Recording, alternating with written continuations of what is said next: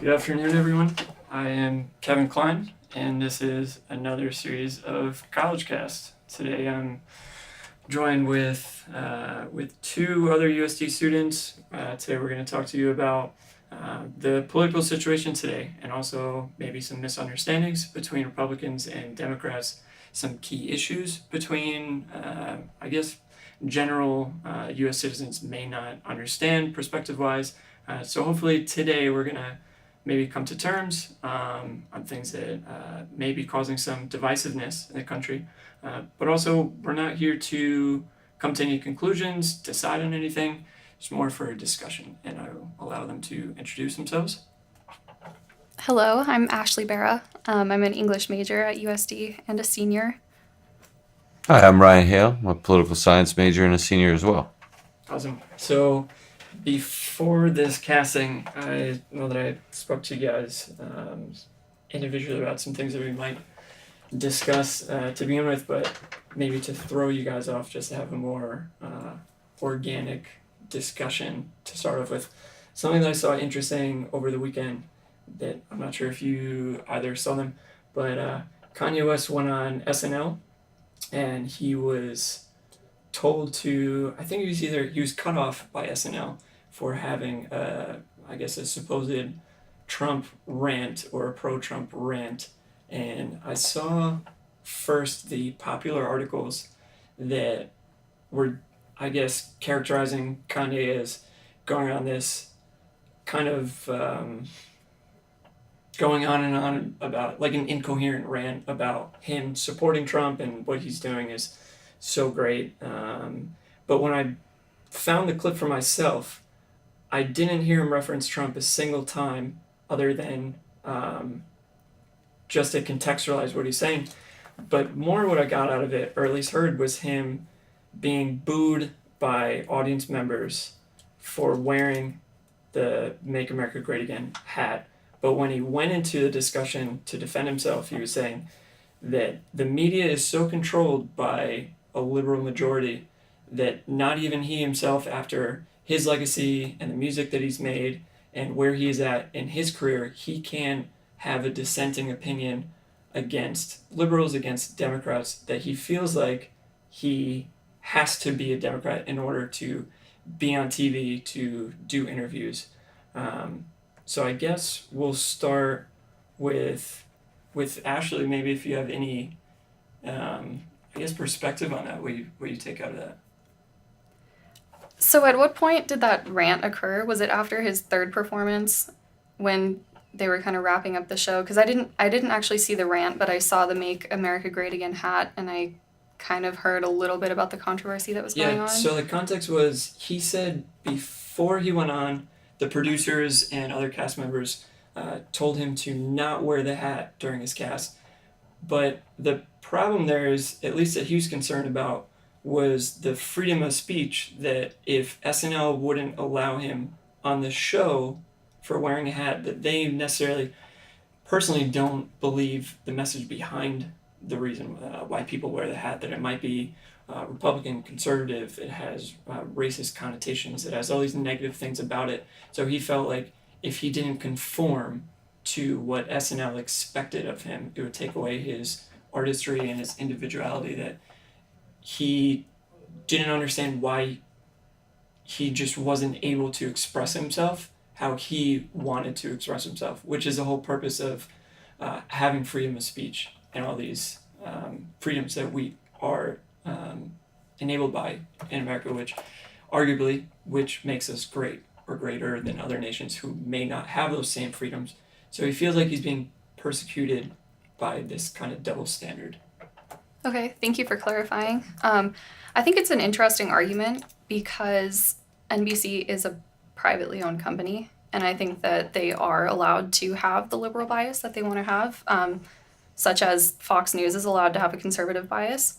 I think it's similar to the argument that is being made about players kneeling during NFL games because, Trump has been one of the most outspoken people about that issue and saying that because the NFL is privately owned, because that's an institution in which people that are paying for it don't want for the players to be kneeling. So he's not allowing them to kneel. Right. So I believe that, you know, it's kind of along the same lines. If Kanye West thinks that he should go on to onto a show that is owned by a liberal media company and then be able to, you know, kind of speak conservative ideas, I think it's absolutely in their right to be able to control that. And as far as the audience booing him, I mean, that's also their right to be able to express their dissent Right. towards his opinion. Ryan, what do you think about, maybe you didn't see it, I'm not sure if you did. Did not see it, but I got the gist of it from listening. So in the context that him being cut off, it was around the same time that he was defending himself against being booed, and he was cut off as soon as he kind of went off book. Mm-hmm. I guess in my interpretation, I guess the producers were afraid of what he might say, which his Yeah. response was, why should people be afraid of What- what he could say? Yeah, I think that's a valid point. But going back to what Ashley was saying, 100% in agreement with her about the fact that it's being that it's a liberal owned by a liberal, MMC is owned by a liberal Right. company, and they're obviously catering to a liberal audience. So of course they're going to protect their bottom line. And that's all I think that Right. that was. But it is unfortunate that in today's society, and from both ends of the spectrum, whether liberal or conservative, Democrat or Republican, that people are unwilling to listen to the defenses of their opinions. Right. They will be cut off. And unfortunately, I think that that is more of a reflection of us being unwilling to listen to the other side Do in you society. think that that listeners, I guess I'm trying to figure out the transaction between the listeners, but also the producers and the owners of these media companies. We're getting the news and media and entertainment that we want, which ends up giving us this echo chamber that doesn't really help us grow as, No. I think, foremost citizens, but also at what point does this echo chamber impede the country's, I guess, perspective and critical thinking skills? But then, secondarily, at what point should the government kind of step in and say, you know what, we can't allow such a this extreme polarization. At some point, someone has to put their foot down and allow for everyone to voice their opinions in at least in a respectful manner, but also to give them I guess that feeling that they're not going to be cut off in a few seconds or scared that they might say the wrong thing and then they get cut off.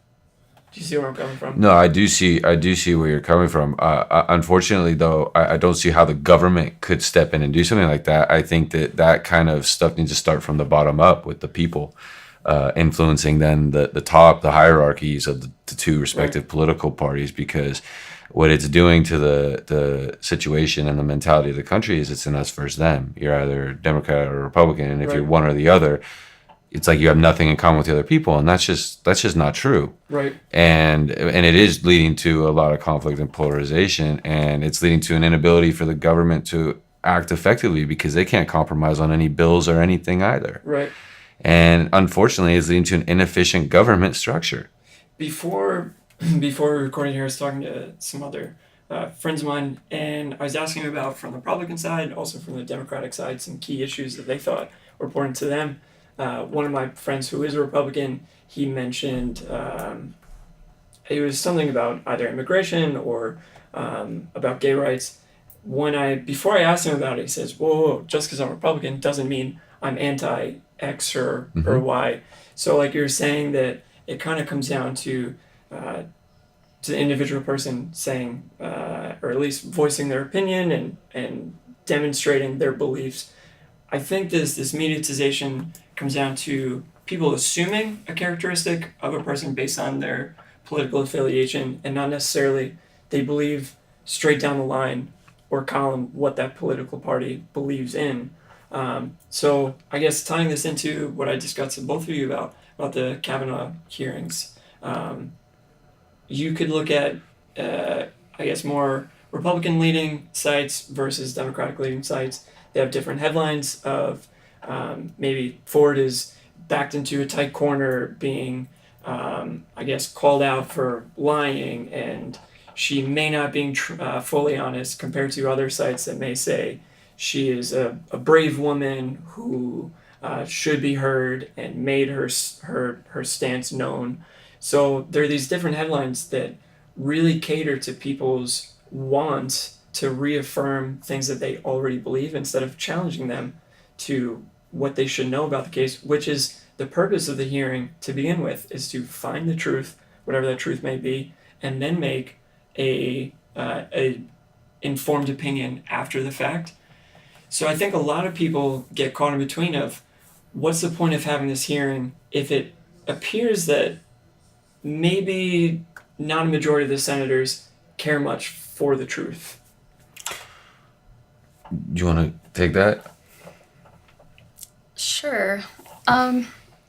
Yeah, I felt like there wasn't much of a point to the hearing, really, after watching it and then hearing the responses from people on the news, on the radio, everybody that was talking about it. I really feel like you were discussing earlier, the mediatization has really created this polarization in our society that is extremely difficult to overcome.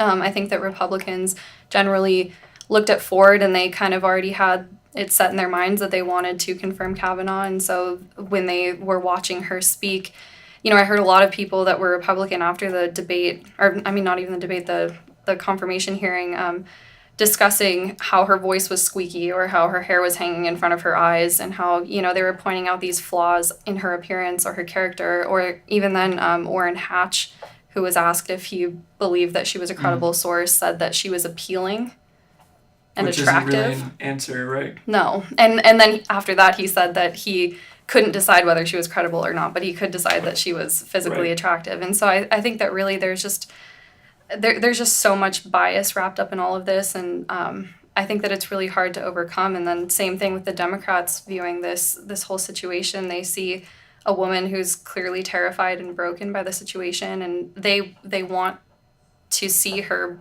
destroy Kavanaugh. And so that's what they're going to come out of the hearing Right. remembering. I guess my question maybe for you, Ryan, is Sorry, I didn't mean to interrupt you. if you have something. Oh, I was just going to say that it's a pretty apt description of the situation. I think both political parties are taking advantage of a situation to try to advance their political agenda. And I can definitely tell you that by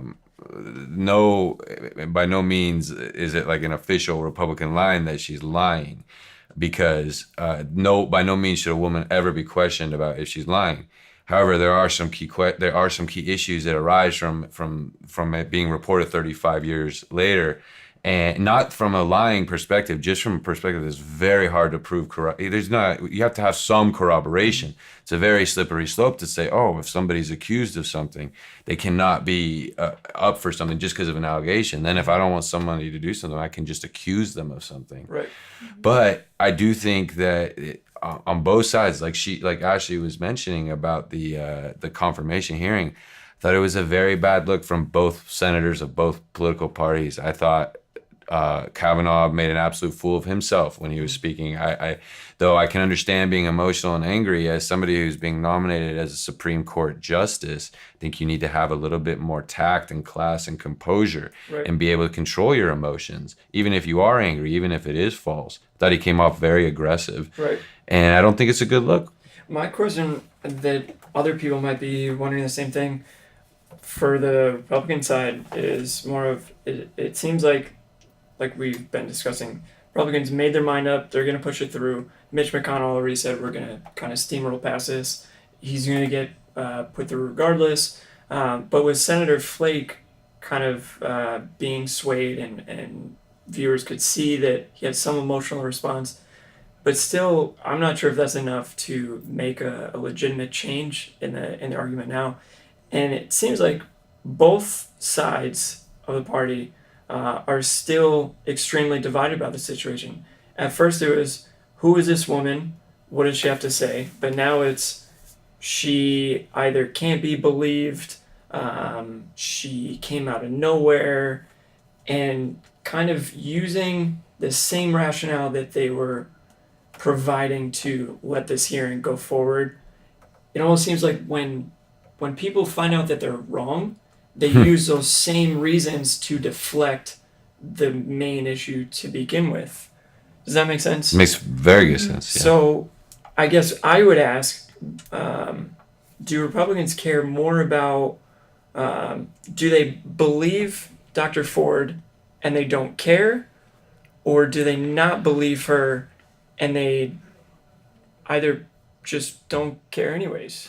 And are you asking me about the Republican senators or just Republican The people in general? senators. Well, I can't speak for all of them because certainly I can speak. There's probably definitely, I can tell you there's probably on both parties people that believe her and don't care. Right. Because these are powerful men in society, and there's a lot of powerful men that still have antiquated ideas about sexual assault and harassment and things like that. Right. So yes, I think there's a lot of men that think it did happen, and they don't care. And I think there's a lot that don't believe it. Right. And then I think there's some that just want to wait and see how a background check plays out. Right. So I don't think that there's really a unified Republican response. I think a lot of that Case by case. is going to be based on your individual Right. biases. I can tell you what my personal belief is that I wait always to see how an investigation plays out. Right. And I certainly would not accuse any woman of lying coming out about something like this Right. because it's a very shameful, tough issue for a woman to talk about. So I definitely would say, no, it needs to be investigated. I just wouldn't say, oh, he's accused. That means he's unfit. Therefore, right. So now, with that, Ashley, I guess my question for you is, I'm just playing devil's advocate here, is that some Republicans would argue that this came out of nowhere. Even if it is true, it still is a partisan attack on the Republican Party, and it's just a convenient time. So before I ask the question, just from watching The Daily Show, Trevor Noah said, of course, this is the perfect time for her to come out and say this. It's like you're, in a murder trial, and the prosecutor, when it comes up for time for arguments, and he presents the murder weapon, and then the defendant says, well, this is just it's a sham. Why are they giving us this evidence now? This should be dismissed. He's like, well, it's perfect time because this is the purpose of the trial, of the hearing. So I guess my question would be, do you think there is any legitimacy to Senator Feinstein releasing this information when she did have access to it beforehand, or do you think it could have just been an oversight and kind of lack of care throughout the red tape and bureaucracy? I think that it was probably mostly a foresight. But at the same time, I think that she probably did this as an attempt to protect Dr. Ford, and potentially she thought that, bringing it to light like this was going to destroy Dr. Ford's life. Right. And so if she didn't need to use this to try to prevent the confirmation, then she wouldn't have to. Right. I mean, obviously that's purely speculation. I have Right. no idea what her motive was, but So I'm getting from it. I think it's a shame though that if based on having had the allegation back in July, this should be about the allegation. And even for Feinstein and the Democrat Party and the Republican Party, it's not. It's about stopping Roe versus Wade getting thrown out. And for the Republican Party, it's about getting it thrown out. And that's what's a shame. Right. Because if this woman really did get sexually assaulted, she's being manipulated by both sides. Right. And I do think that because a lot of people in the Democratic Party are saying, oh no, we need the background check to play out. They sat on this to not, I mean, a background check can go quickly, by Right. the way. It can be done, they say, within a day. So, but some of that is saying, oh no, there's not enough time before the November elections to get them confirmed. Well, no, if you sat on it until now to try to do that, I think there's something wrong with that, personally. Yeah. And I would say the same thing if the Republicans did the same thing. I think it's both sides. I'm not saying it's one Right. side or the other. And I absolutely agree with that. I don't think it was handled well by either party. But then my question through this entire process has been, well, why can't they offer up another candidate for this seat? I've actually thought the same exact thing, Yeah. and I think part of the problem is that we have a president who's not the most emotionally. He's very, very antagonistic, and he doesn't want to be wrong. I mean, they could very easily probably offer up another candidate who will probably confirm Roe v. Wade. So the only thing I can say is that I think it has to do with the fact that we have a unique president that doesn't really act the way politicians normally Right. act. Because I've thought the same exact thing. I think it's sticking your foot in the ground about something that really doesn't need to be. Right. So, especially, I guess, going forward with a progressive movement in our country to do what's best for the country rather than best for party, which is what we're seeing with Democrats and Republicans. From what I'm observing, that it seems like Dr. Ford has been unfortunately used as some sort of political pawn, and they're kind of really making an unfortunate effort to take the humanist story away from her and kind of personalize it for themselves to the extent that Dr. Ford might as well not have been brought in to begin with, because it seems like not a lot of minds are being changed. But with that, of you, Ryan, mentioning that, or, we should just nominate someone else, or you mentioned that with Merrick Garland, who's nominated from President Obama, I think it was Mitch McConnell or it was Lindsey Graham, it might have been Lindsey Graham, that said there shouldn't be a lame duck president nominating a Supreme Court justice. But then also that for political reasons, because of President Obama being an outbound president, he should have no say in the next generation of justices for the direction of the country. But wouldn't that be the same thing now that they want this judge, particularly for President Trump and the Republican Party's political gain? Yeah, I think it's exactly the same. I think it's the problem with, like I told you, the political system in general. I think any president that's ever nominating a Supreme Court justice, it's always going to be about after his tenure because they Right. serve for life. So I certainly don't see. I see they're being hypocritical, but I don't see that as anything new Right. between the Republican and the Democratic Party. And in fact, I think they still play the two sides against each other to keep themselves in power. I mean, Right. it keeps people listening to them, you know? What do you think? Yeah, I mean, I agree with that. I think it's an incredibly broken system. I was really struck during the hearing that they kept referring to it as a job interview, and yet he was the only candidate. Right. I think that if it were actually to be a fair job interview, you could have multiple people that were going through the same process Right. so that they could accurately compare, say, the composure of Kavanaugh with somebody else outside of just, the sexual assault accusations.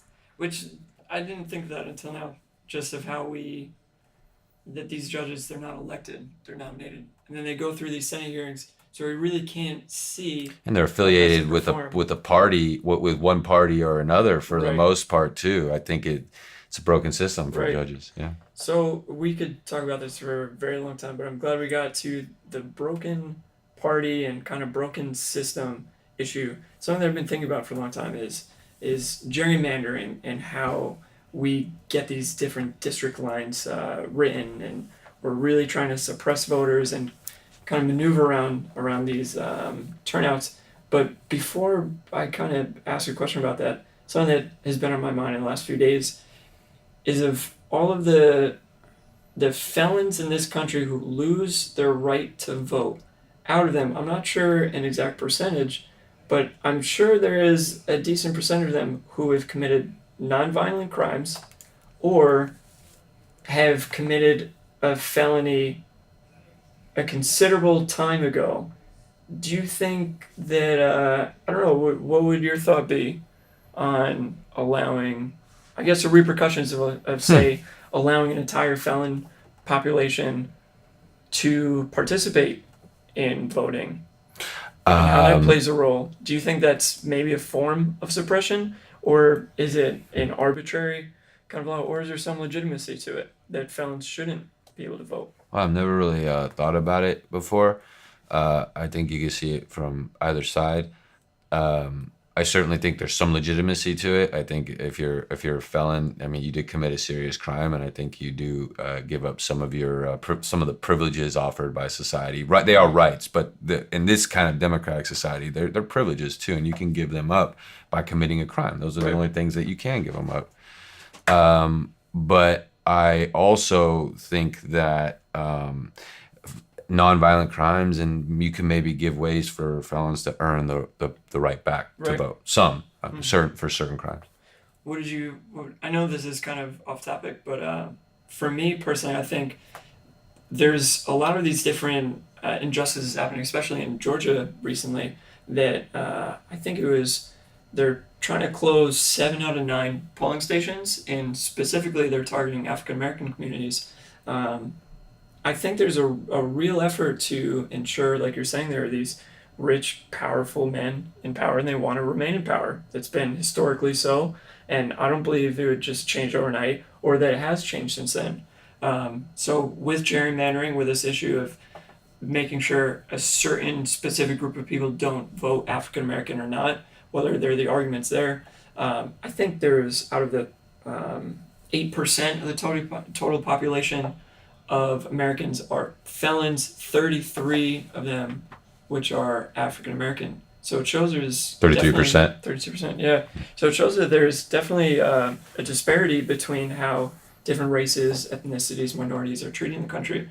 I think which goes back into gerrymandering, which I mentioned to begin with. Um, do you think that it's mostly a Republican effort, or do you think Democrats also try to do the same thing for their benefit? I think there's a white male heteropatriarchy on both sides of the aisle. I There think is, that yeah. there's absolutely systematic racism that has given all of the people that are currently in power the power that they have. Um, I think that Democrats have a tendency to work a little bit harder to be more inclusive to their party. It's possible that that might just be because they want more people to be able to vote so that they can Right. win the elections. It's also possible, that they believe that felons should be allowed to reform and vote in the elections. But yeah, I mean, I absolutely think that there's so many things put in place, whether it be the voting or the gerrymandering, that keep the white men in control Right. of our government.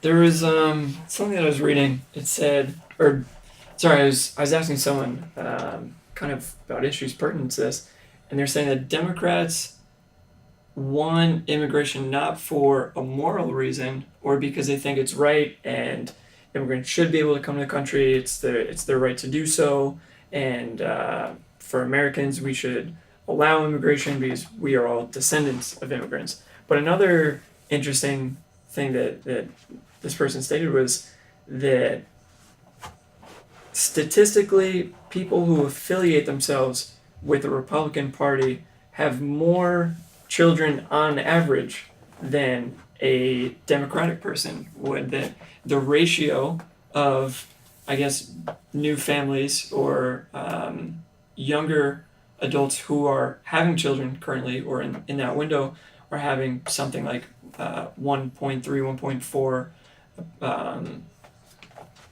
of a child into that family compared to a Republican family who may have 2, 3, 4, 5 children. And so the Democrats, I don't know how true this is, but it raises a kind of an interesting point that the Democrats would want more immigrants to be allowed to vote so that they could make up for that disparity or that margin where they have a larger base, because from now until the next 10, 20, 30 years where Democrats are having fewer children, whether true or not, I think in this hypothetical situation, do you think that Democrats are portrayed as being these kind of saviors and they're the politicians of the future and they're making all these correct decisions?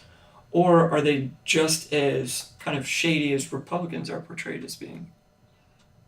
I think there's such a lack of transparency across every form of government right now that I don't think there's any way to actually ever know that. I think that the rhetoric that everybody hides behind is so powerful in controlling our public perception that I think that, yeah, absolutely, the Democrats want us to believe that they are this, people's party. They're trying to include everybody, but I think that, yeah, at the end of the day, they're working for themselves. Right. They want to gain offices. They want power. I guess with maybe a more specific example of, I don't know, recently, I forget her name, Alessia Cortez, she just ran for Congress, I believe, that she won, running on this progressive movement that we need healthcare. Education should be accessible and making our government more towards or moving towards a socialist government to allow more access, which I could get behind, from getting out of the military, having to deal with the VA system, which President Trump has said he has made enormous efforts to better the VA system, that it's now better than ever. Military members are being paid more than ever, and he's always doing the most more than ever.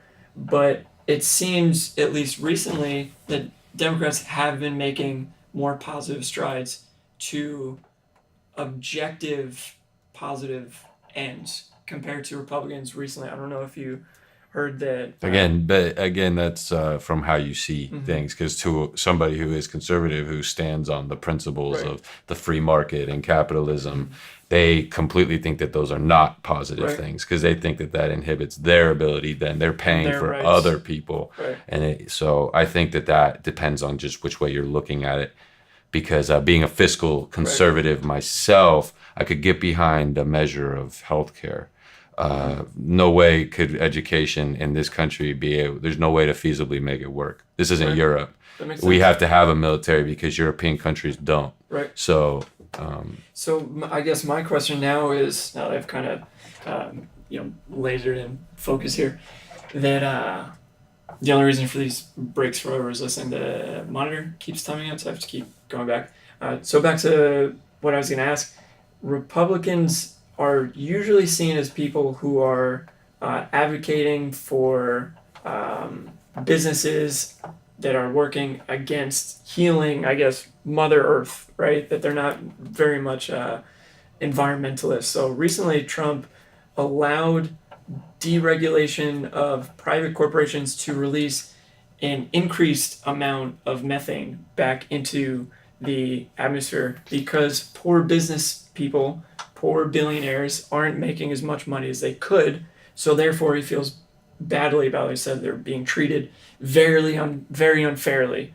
So now that these gas companies and other fracking industries are able to release dangerous levels of methane back into the environment, where I think I read something that in the next century that it was 1,300 scientists in the U.S. and other countries came to an agreement that the temperature will rise somewhere between 2.5 to 10 degrees Fahrenheit over the next century.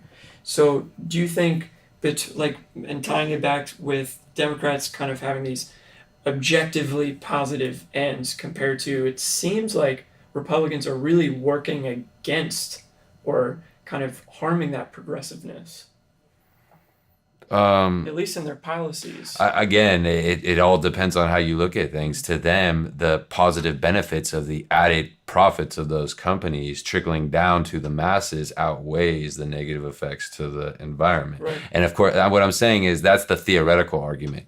Do I think that that's really what these men in power think? No, I think that they want more money and they're probably getting money under the table. But that's on both sides, Right. I would say, for both of those positions.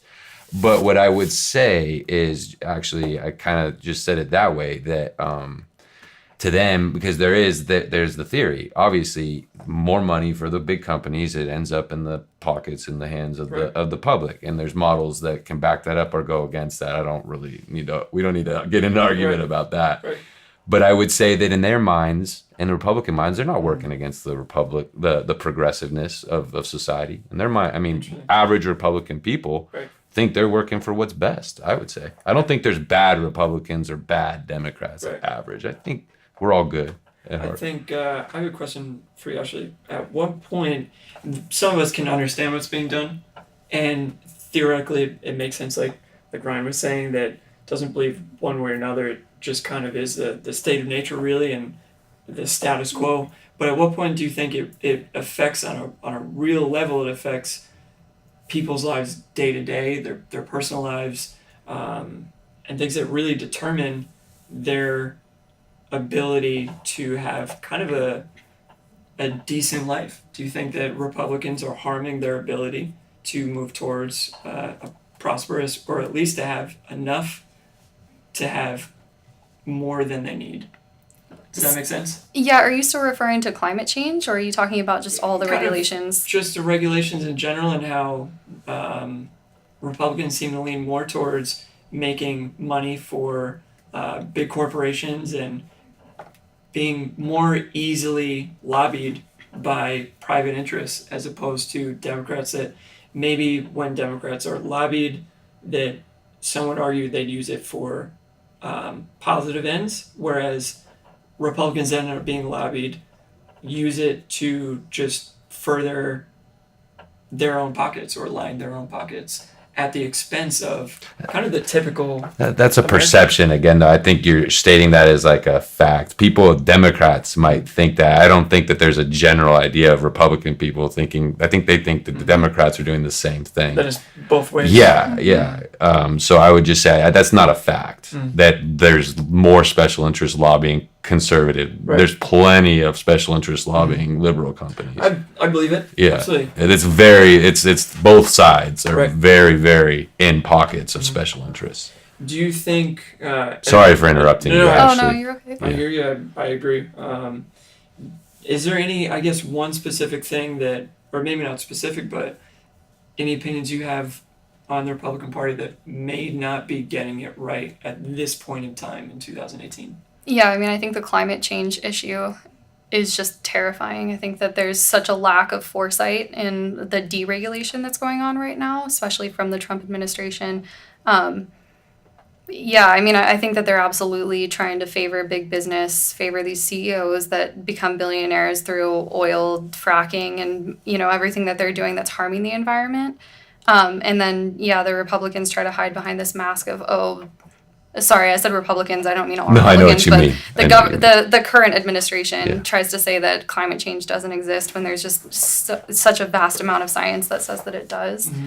And I think that I think of Donald Trump and then these other billionaires that are lobbying for deregulation of the climate protections, and I think that most of them live in literally ivory towers. I mean, Trump lives in Trump Tower and has no idea the impact that these the climate change is having on people that live Right. perhaps on the fringes of society. And so I think it's really shocking to see how little they care about those people and how much they want to just focus the wealth on the cities rather than allowing for all the people that are dependent on the environment outside of cities to have what they need for survival. I think over the weekend, I have a question for you, Ryan. Over the weekend, Very good points, There was, I think it was an earthquake in Indonesia, and afterwards there was a tsunami. And after seeing the pictures of the damage from the earthquake, that I guess scientists in the area were kind of indicating and even before this, indicating that the more present climate change is, the more frequent and the more severe these natural disasters will become.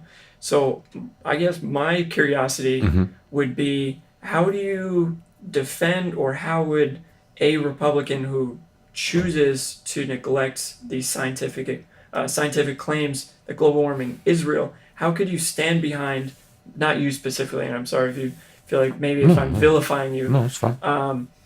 but how could a person get behind a Republican Party who has representatives that says things like, we had the wettest storm out of the scope of water, this hurricane was very wet, like the president has said about these hurricanes recently, and even local council people who are factually being funded by oil companies and such, openly deny that climate change is real and that there's not enough data to prove it when there is an overwhelming amount of data. So I guess my question is, how could a large enough population in America get behind this kind of program that says climate change is not real, there's not enough data, and we can't make a decision on it yet because it's not figured out? I guess, what would you say about? I would just say, again, it comes down to priorities of the different parties. To some people, like freedom and rights and things like that take a precedent, and in the conservative Republican Party, that is important. And again, yes, there is a veracity of data, still no proof, still data on the other side, even if there's not a lot. And again, I believe in climate change, and I disagree with the current idea about it, but I don't think that's fair to try to vilify. How can people get behind somebody who would know if they truly believe Right. with the benefits outweigh the costs, then that's their belief and what they think is best for society. What do you think was one issue that helped you come to the conclusion that climate change is real and we should do something about it, as, I guess, a person who stands behind the idea it's not real, we don't have enough information? What kind of information do you think would help them? I don't necessarily stand behind Trump, but Well, not that specific. yeah. More of someone who hypothetically would be. And what I'm asking you, a person who doesn't believe in climate change, what do you think? What piece of information do you think would help those individuals come to the conclusion that yes, we are affected by climate change? It is real. it probably it needs to start being emphasized at just an earlier age in people's educations. I think I think that's what sticks with people as they grow up, Right. and that's why I think so many people have such a hard time with, even me having a hard time with certain things like freedom of speech and capitalism, is because as a kid those are Right. drilled into my head. And where does it And- start and where does it end? Exactly. And so I think that in my opinion, that would be the best way. Perfect. Yeah. Do you have any things to say about that? Yeah, I mean, I think it just comes down to exposure, spending time in nature, spending time around diverse populations of people that actually depend on nature for survival. Speaking from my own personal experience, my family has been fishing in Alaska for the past 50 years, and that has been their sole income for 50 years. 2 generations now have lived off the income of fishing.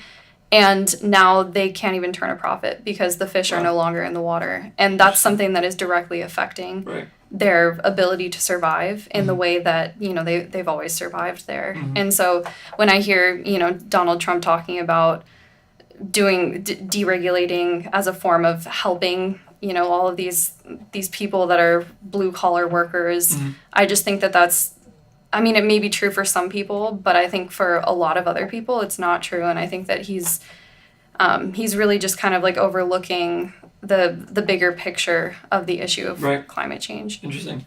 Do you think, Ryan, you said you're a conservative yourself, do you think living in California, especially And I just San got to Diego, run in a few minutes. Absolutely. Too. Sorry. Yeah.